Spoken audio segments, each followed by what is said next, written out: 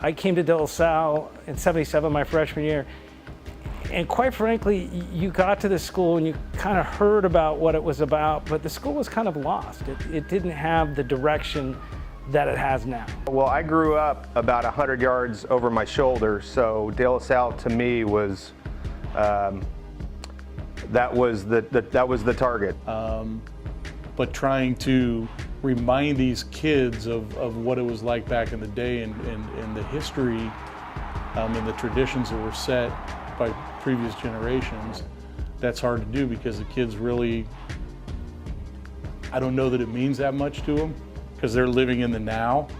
I've been on this campus since 1979 when I was old enough to walk down here and come down and shoot hoops and watch the other teams practice and play. So De La Salle was introduced to me at a very young age, and going to one of the Catholic feeder schools here was a natural fit that I could walk 100 yards and go to school. And you know, they're playing on national TV, they get all the gear, you know, the muscle move, they get all this stuff that, you know, and I try to remind those guys that, you know, back in the early 90s when this stuff all started, they didn't have any of that. And in my mind, all that changed in the spring of 1979 when Bob Ladouceur was hired as coach. And you can kind of see what's spawned after that, especially when his psychopathic sidekick Terry came on board as well.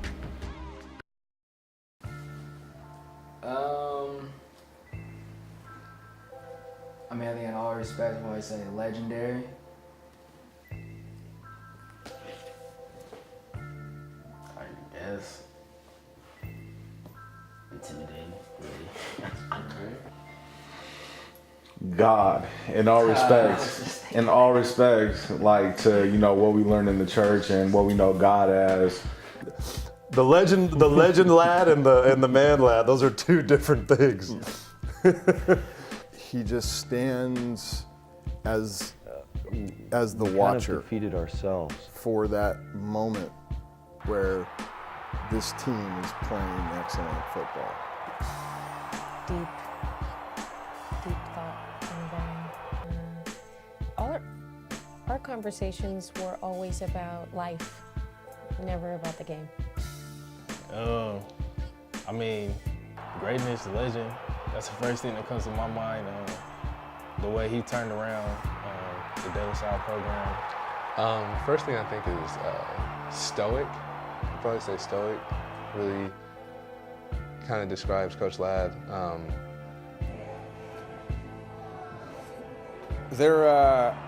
Each one of them is different, right? There's no one the same or likeness. There is likeness to them, but it comes in different aspects. Bob has probably had, next to my own father, you know, the most significant influence on my life. And what impressed me the most about Bob is his ability to continually have impact on people. Coach Ladd is one of those people that doesn't have a lot of words. He thinks, he's a philosopher, he's deep, and he doesn't want to waste words on just frivolous small talk.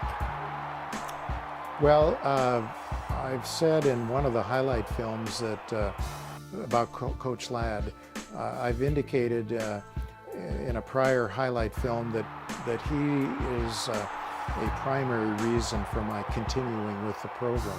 Well, it's funny because I think as long as I've been with the program or as a player, like there's always been somebody that's been like, I'm going to come back and coach and beat Coach Ladd. Yeah. You know, that's been, and that's why I think you see players coaching in other places is because of that idea. It meant so much to him to make sure he educated us properly. I think most people were scared of him because he isn't Edson. He's not animated. He's silent, and he's got a penetrating look.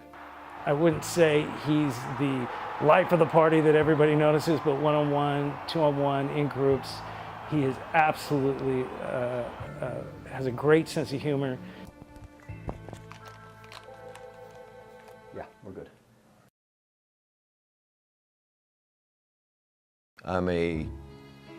Been a religious studies teacher for the majority of my career. I'm teaching in the PE department right now. It was eye-opening. I mean, they didn't have any lights. They hardly had any stands. this crowd was very sparse. Cal High was one of our opponents, and Cal High was playing De La Salle out at De La Salle on a Saturday afternoon, and Rob Stockberger and myself came out to scout Cal High. And I could just tell that the program was kind of struggling. They struggled on offense, and Cal High beat them. I think it was around, score was 20-7 or something like that. And that was the only win Cal High got all year. Well, that's a great story because we were a terrible football team. And he came in to talk to us in May of 1979. And he came to tell us what we're going to do over the summer. And it was quite a lot of commitment. It was a lot of work, something that we hadn't done for really any endeavor here before. I got a much better look after I got hired, though. I didn't know they didn't have a weight room. I didn't know they didn't have a weight in the school either. So when I started out my first year, we were really light on players. I mean, it's numbers-wise. And I think on that team I had 30 players. That night, about 16 to 18 of us went down into Concord up to the Vietnam Veterans Memorial in Newhall Park, which is somewhat sacred ground for most of us because of the era that we grew up in.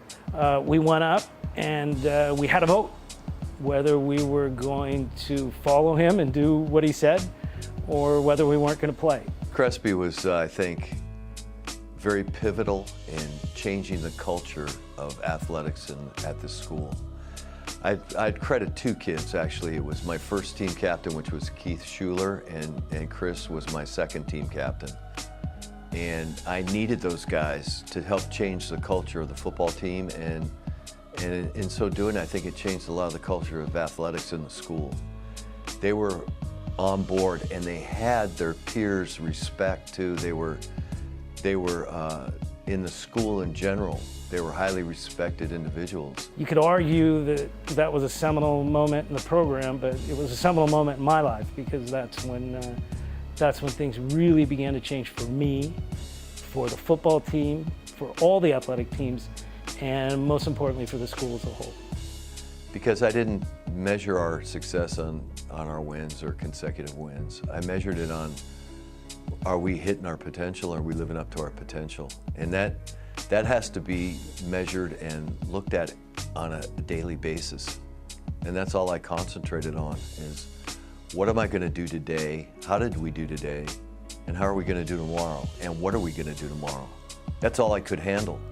I couldn't handle thinking past that or reveling in our success and resting on our laurels. I think everybody that goes through De La Salle has that, remembers the first time Coach Ladd even talks to you. But to me, it was like, hey, you know, he talked to me. It's not that he doesn't care, he just has this way that, you know, half the time he can just look at you and he can tell you everything that he used to say to you. So I mean, whatever he says, it's real life, like life lessons too. Like it's more than a game, and everything he says, you can really put to heart and really apply it to your daily life. To us, like, I mean, we joked about it, but you know, if you think about everything you learned about God, and you know, that's kind of how we view Coach Ladd. You know, like as you know, I mean, what if you saw God? Like, how would you act? You know, it's like, and it's the same thing. You see Coach Ladd, it's like, how do you act? Like, we're going out to the track and we're getting ready to run, which is the worst. It's in the dead of the heat, and all you're thinking about is like, how many 400s are we going to run? And every Spartan knows that. Like, how many 400s are we going to run? How many 400s are we going to run? One of my buddies comes up, he goes, "Hey coach, what's on the agenda today?" And Ladd doesn't even look at him. He has those, you know, he already has those deep set eyes, but he's got those thick glasses and he's chewing his gum. And he's just nice and slow, and then he's looking off in the distance, and he just pushes the glasses up. He goes, "Pain."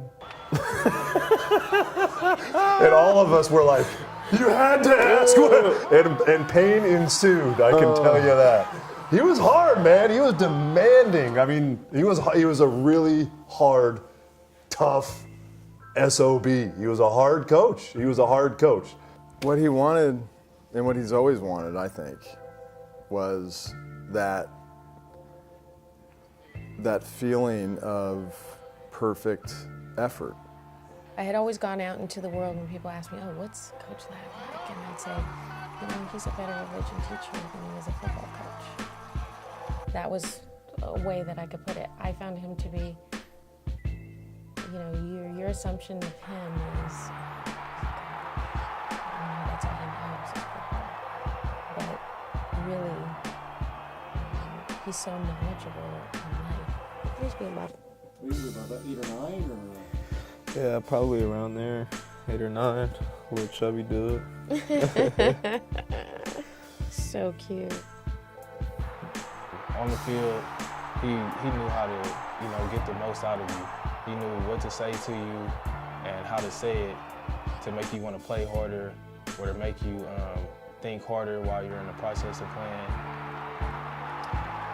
Surprisingly, I'm trying to think of the exact word, like perceptive, observant.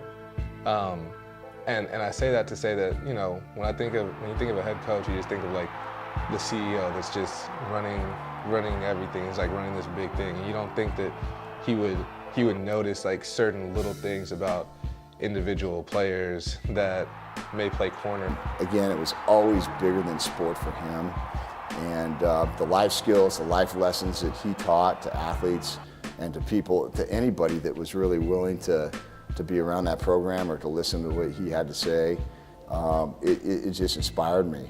He's a quiet man and he's thoughtful, but whenever he speaks at a faculty meeting, everybody listens. It's just like that old commercial. When Ladd speaks, everybody listens because they know he has something important to say, that he's thought it through. He's not just going to speak off the cuff. Because his way of presenting, putting things into context, and providing balance for what those young men have done, it was just very, very significant.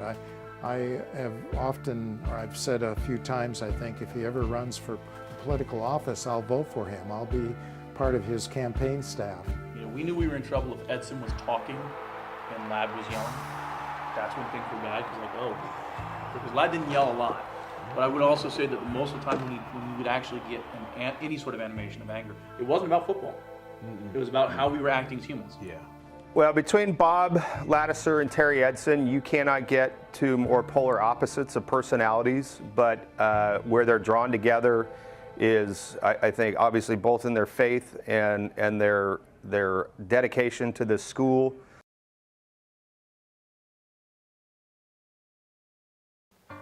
When did you first meet Ladd?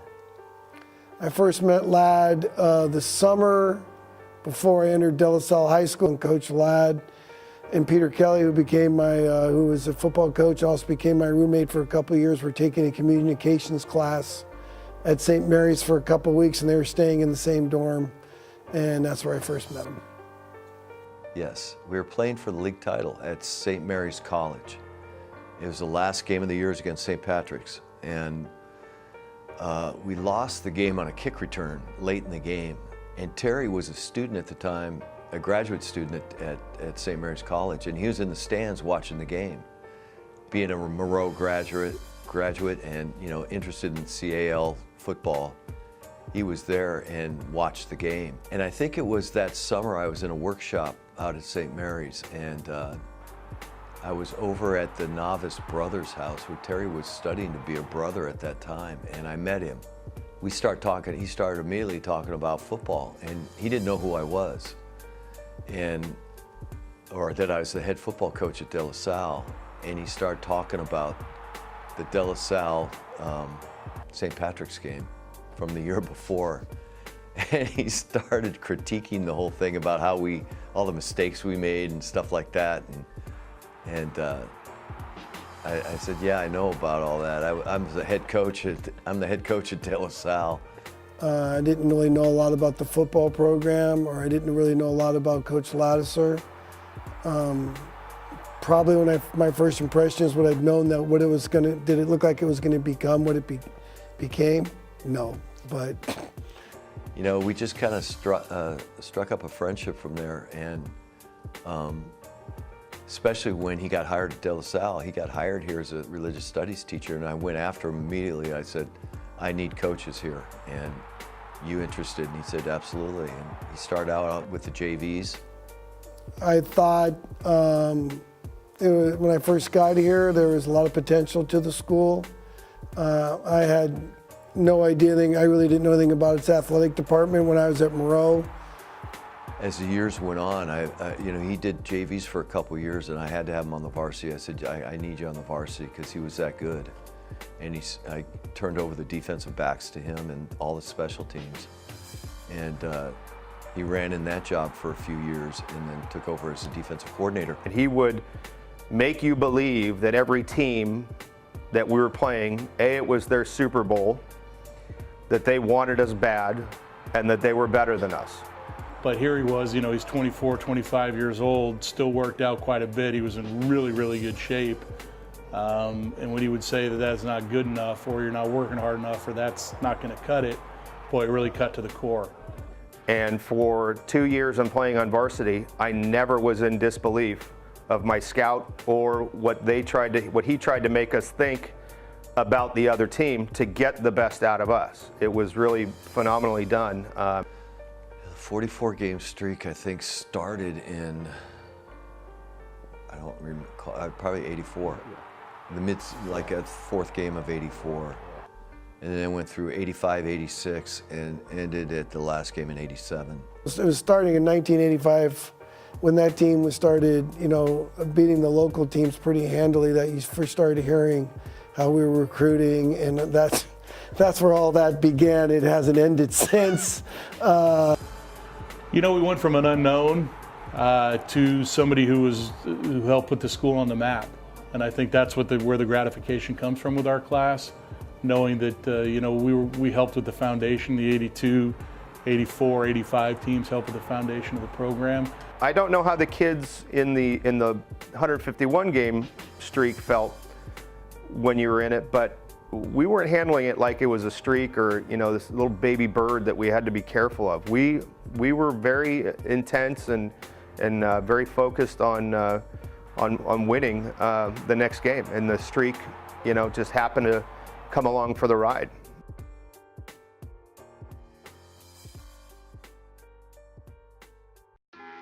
In that stretch, we started getting and developing some really class football players that were Division I quality too.